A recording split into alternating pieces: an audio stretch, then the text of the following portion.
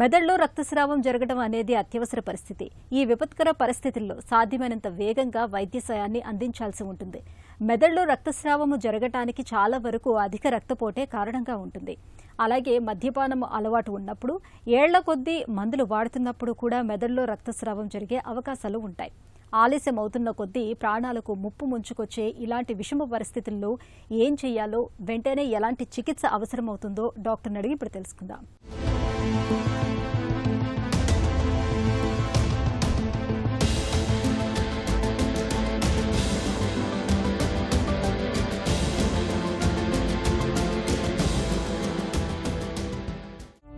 తలకు దెబ్బలు లేదా గాయాలు ఎన్ని రకాలుగా అవ్వచ్చు? ట్రామాటిక్ బ్రెయిన్ ఇంజరీ అంటాము. దీని క్లాసిఫికేషన్ ఎలా అంటే మైల్డ్, మోడరేట్, సివియర్. మైల్డ్ అనే దాన్ని మనం స్కోర్ అనే ఒక గ్లాస్గో జీసీఎస్ స్కోర్ అంటాము, Glasgow coma scale score. Mild అనే దానికి 13 to 15 స్కోర్, మోడరేట్ అనేది 9 to 13 అండ్ సివియర్ అనేది అంటే <8. సో 8 కంటే తక్కువ ఉంటే గ్లాస్గో కోమా స్కేల్ స్కోర్, డెఫినెట్గా it is a severe injury. ఇందులో కూడా మన ప్రతి 10 యాక్సిడెంట్స్ చూసామంటే అందులో 2 యాక్సిడెంట్స్ మనకి మేజర్గా అనిపిస్తాయి. సో 5 మందిలో 1 మేజర్ గాయం ఉంటుంది, చాలా వరకు ప్రాణాపాయ స్థితిలో ఉండడం జరుగుతుంది. దీనిలో ఇంకొక క్లాసిఫికేషన్ ఏంటంటే based on the loss of consciousness, అంటే స్పృహ కోల్పోవడం వల్ల కూడా మనం పేషెంట్ని మైల్డ్, మోడరేట్, సివియర్ అంటాము. ఇంకొకటి పోస్ట్ ట్రామాటిక్ అమ్నీసియా, అంటే యాక్సిడెంట్ తర్వాత వచ్చే అమ్నీసియా. దీనిలో కూడా డ్యూరేషన్ కూడా మనకి మైల్డ్, మోడరేట్, సివియర్ని డిఫరెన్షియేట్ చేస్తుంది. ఇప్పుడు గ్లాస్గో కోమా స్కేల్ ఒకటి. నెక్స్ట్ మనకి post traumatic amnesia, memory loss and loss of consciousness. Loss of consciousness వచ్చేసరికి మైల్డ్ అనేది ఒక పర్సన్ యాక్సిడెంట్ వల్ల ఇమ్మీడియట్ కంకషన్, అంటే తల అదరడం వల్ల, డైరెక్ట్ ఇంజరీ వల్ల అదరడం వల్ల ఒక sort of loss of consciousness and confusion ఉంటుంది. ఆ loss of consciousness and confusion వల్ల పేషెంట్కి మెమరీ లాస్ ఉంటుంది. సో మైల్డ్ హెడ్ ఇంజరీలో ఎక్కువ శాతం <30 minutes ఉంటుంది. అది <1 hour లేదా 1 to 24 hours లేదా more than 7 days. సో ఇలా వచ్చినప్పుడు మైల్డ్, మోడరేట్, సివియర్ అంటాం. గాయం నుంచి రక్తం కారితేనే ప్రమాదమా? రక్తం కారకపోతే తలకు పెద్ద దెబ్బేం తగలలేదని అనుకోవచ్చా? క్లోజ్డ్ హెడ్ ఇంజరీ అంటాము, ఓపెన్ హెడ్ ఇంజరీ అంటాము. క్లోజ్డ్ హెడ్ ఇంజరీ అంటే మనం తల కపాలం చూసామంటే మొత్తం ఇంటాక్ట్ ఉంటుంది, ఎక్కడ ఇంజరీ ఏమి ఉండదు, కానీ పేషెంట్ చూస్తే వెంటిలేటర్ మీద ఉంటాడు. సో దానిని మనం సివియర్ హెడ్ ఇంజరీ అనాలి కదా. మరి ఒక పేషెంట్కి తల రక్తం కారుతూ ఉంటుంది కానీ పేషెంట్ కాన్షియస్ ఉంటాడు, దాని అర్థం మీరు సివియర్ హెడ్ ఇంజరీ అనకూడదు కదా. సో రక్తస్రావం వల్ల మనం మైనరా, మేజర్ అని చెప్పడానికి లేదు. రక్తస్రావం ఎక్కడి నుంచి వస్తుంది అనేది చాలా ఇంపార్టెంట్. కొన్నిసార్లు లోపల బ్రెయిన్లో కంట్యూజన్స్ అంటాము. కంట్యూజన్స్ అన్నప్పుడు బ్రెయిన్ గట్టిగా అదరడం వల్ల కానీ, లేకపోతే డైరెక్ట్గా ఇంపాక్ట్ ఉండడం వల్ల కానీ ఆ 3rd డేకి 2nd డేకి న్యూ ఆన్సెట్ కంట్యూజన్స్ అంటాము. చిన్నగా మొదట స్కాన్లో మనకి ఏమీ ఉండకపోవచ్చు ఫస్ట్ 6 hours, కానీ 24 hours 48 hours తర్వాత సిటీ స్కాన్ చేసేటప్పుడు మనకి కొత్త ఫైండింగ్స్ తెలుస్తాయి. ఎందుకు అంటే కొత్తగా మనకి కంట్యూజన్స్ ఎవాల్వ్ అవ్వడము, అంటే వాపు రావడము, దీనివల్ల ఫిట్స్ రావడం, పేషెంట్ నిద్రలోకి వెళ్ళిపోవడం జరుగుతుంది. సో అన్నిసార్లు రక్తంలో వస్తే మేజర్ ఇంజరీ, రక్తం రాకపోతే మేజర్ ఇంజరీ కాదండి. Always CT scan will rule out it is a major injury or minor injury. ఇంకా కొన్నిసార్లు మనకి సిటీ స్కాన్లో తెలియలేనప్పుడు మనం మైక్రోస్కోపిక్ ఇంజరీ ఎంత జరిగిందని తెలుసుకోవడం కోసం ఎంఆర్ఐ బ్రెయిన్ చేయడం జరుగుతుంది. తలకు దెబ్బలు తగిలినప్పుడు వెంటనే ఎలాంటి ప్రథమ చికిత్సను అందించాలి? ప్రథమ చికిత్స అనేది మనం ABCD అంటాము. ఎందుకంటే A అంటే ఎయిర్వే, నెక్స్ట్ B అంటే బ్రీతింగ్, C అంటే సర్క్యులేషన్. సో ఫస్ట్ మనం పట్టించుకోవాల్సింది ABC.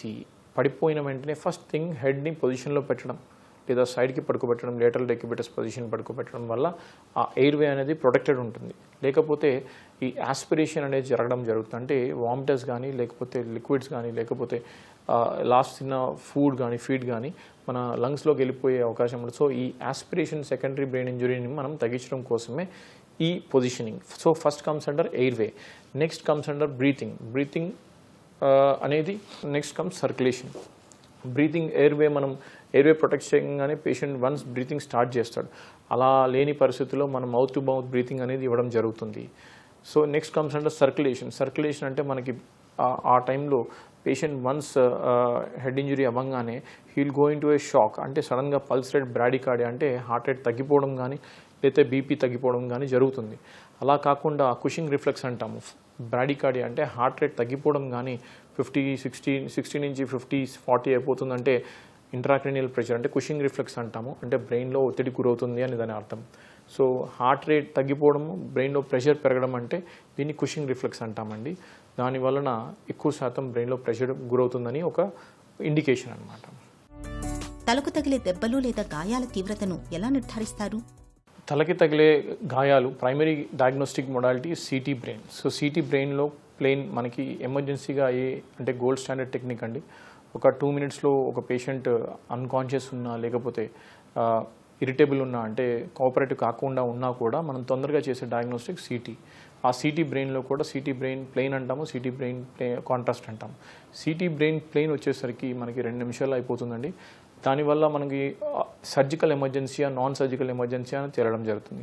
మాకు మేజర్ ఇంజరీ కాలేదు, నేను బాగానే ఉన్నాను, నాకు హాస్పిటల్ అవసరం లేదు, అడ్మిషన్ అవసరం లేదని చాలామంది మాతో ఆర్గ్యుమెంట్ చేస్తారండి హాస్పిటల్లో, ఎస్పెషల్లీ ఎమర్జెన్సీకి వచ్చినప్పుడు. మేము వాళ్ళకి చెప్పేది ఒకే విషయం, first 24 to 40 years is a crucial period. Because ఆ టైంలో అప్పుడు స్కాన్ చేయకపోతే మనం చాలా విషయాలు మనం తెలియకుండా జరిగిపోతుంది. అండ్ ద నెక్స్ట్ స్కాన్ ఫైండింగ్స్లో కూడా మనకి కాన్ఫిడెన్స్ ఇస్తుంది అనమాట. ఒకవేళ ఫస్ట్ స్కాన్ ఫైండింగ్స్ 12 hours తర్వాత లేదా 24 hours తర్వాత స్కాన్ చేసినప్పుడు ఫైండింగ్స్ అంతా సేమే ఉన్నాయంటే మనం పేషెంట్కి కౌన్సిలింగ్ చేయవచ్చు. చాలా వరకు ఇది మెడికల్ కండిషన్ కింద ట్రీట్ చేసేయచ్చు.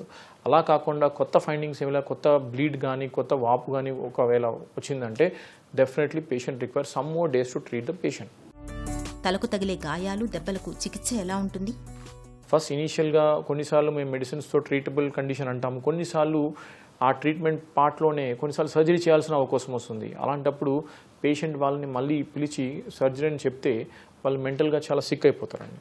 అప్పుడు సర్జరీ అని చెప్పే అవకాశం ఎందుకు అనేది వాళ్ళకి ఎక్స్ప్లెయిన్ చేసి సీరియల్ స్కాన్స్ చూపించి రోజుకి వర్సనింగ్ అవుతుంది, ఇలాంటప్పుడు మనం మెడిసిన్స్తో ట్రై చేయలేని పరిస్థితిలో ఖచ్చితంగా సర్జరీకి వెళ్ళాలని కౌన్సిలింగ్ చేయాల్సిన పరిస్థితి కూడా ఉంటుంది. సో సింపుల్ మెడికేషన్ నుంచి మెడికల్ మేనేజ్మెంట్ నుంచి కొన్నిసార్లు బ్రెయిన్ పొరని ఓపెన్ చేసి క్లాట్ తీసే పద్ధతిలో ఈ డీకంప్రెషన్ అనే పద్ధతి మనం ఎక్కువ చూస్తాం. Before going to the surgery the conscious levels is more important. అంటే ఒక పేషెంట్ జీసీఎస్ లెవెల్స్ గ్రాడ్యువల్గా పడుతున్నాయి, అంటే 15 నుంచి 10 అవుతుంది, 10 నుంచి 8 అవుతుంది, 8 నుంచి 5 అవుతుంది అంటే it means that patient requires surgery. So డెఫినెటివ్గా పేషెంట్కి సర్జరీ అవసరం పడుతుంది, ఎందుకంటే గ్రాడ్యువల్గా మెడిసిన్స్కి రెస్పాండ్ అవ్వలేని కండిషన్లోకి వెళ్తున్నాడు కాబట్టి. రేడియలాజికల్గా కూడా పేషెంట్ వర్సన్ అవుతే మనం ఖచ్చితంగా కౌన్సిలింగ్ చేసి సర్జరీకి తీసుకోవాల్సి ఉంటుంది.